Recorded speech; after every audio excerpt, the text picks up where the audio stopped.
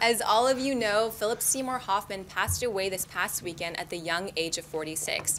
His passing has raised several questions amongst film fans regarding his ongoing projects, including the Hunger Games franchise, and if his role of Plutarch Heavensbee would have to be recast. However, according to reports, Hoffman had finished all his work on Mockingjay Part 1 and most of his work on the second part, but he had several days and one major emotional scene left to film for Mockingjay Part 2, which the producers of the film will adjust and work around. John, do you think this is the right approach for the producers of the Hunger Games? Well, I mean, before I answer that, I mean, let's answer the inevitable question.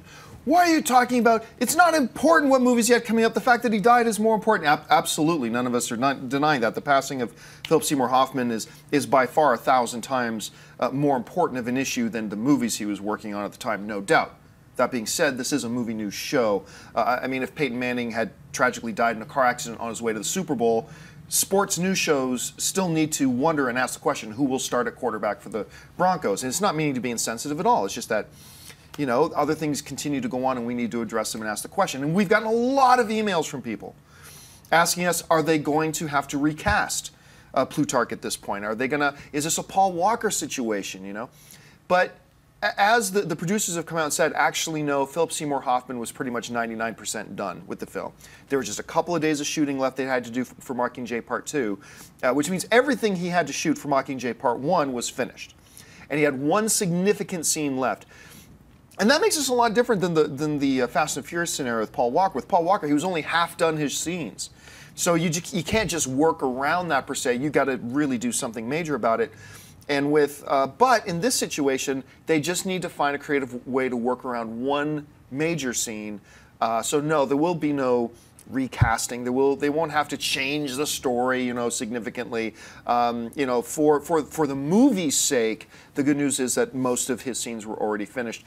And I think working around it, especially with only one scene, a couple days of shooting left, is the right way to go. And I think we won't really even feel the bump as we're watching the movie, which is a good thing. Dennis, how do you see it?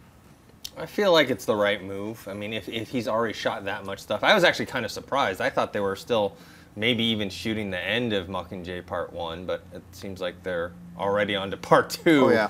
I think the only thing is when we watch it in theaters, you know, less than a year from now, that's when we're going to see Philip Seymour Hoffman and kind of feel that, kind of like when we were watching Heath Ledger in The Dark Knight. Yeah. I think it's going to be more on us.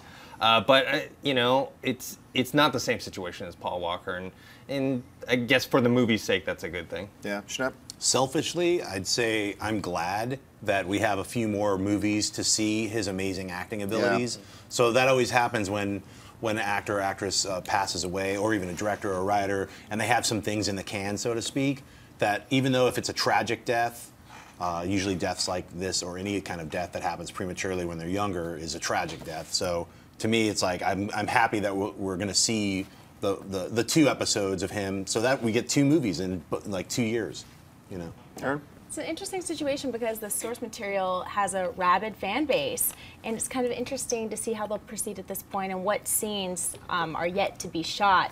But I think if they have most of it done, there must be a nice way to work around this and to kind of honor his legacy and not bring someone else in to complete the role for the 1 or 2 scenes. That wouldn't make much sense at all. Right. One of the things you brought up, which was really kind of, you mentioned, like, from a selfish point of view, it's nice when you know you saw those movies go. As most of you guys remember, Peter O'Toole passed away recently, one of my all-time favorite actors. And Anne was sick, and so we were stuck at home, and I was watching. I've never really watched The Tudors. And so we started watching that, and I had no idea Peter O'Toole was in that. So for me, it was like kind of a pleasant surprise, like, oh, Peter O'Toole that I didn't even know existed. So that was kind of sick. If you like this video, be sure to give it a thumbs up, and don't forget to subscribe to AMC Movie News on YouTube. It's free and a great way to stay updated with all the latest movie news, and check out our daily show, AMC Movie Talk. Also, don't forget to check us out on Facebook and Twitter to stay in the loop for our special prizes, giveaways, and contests.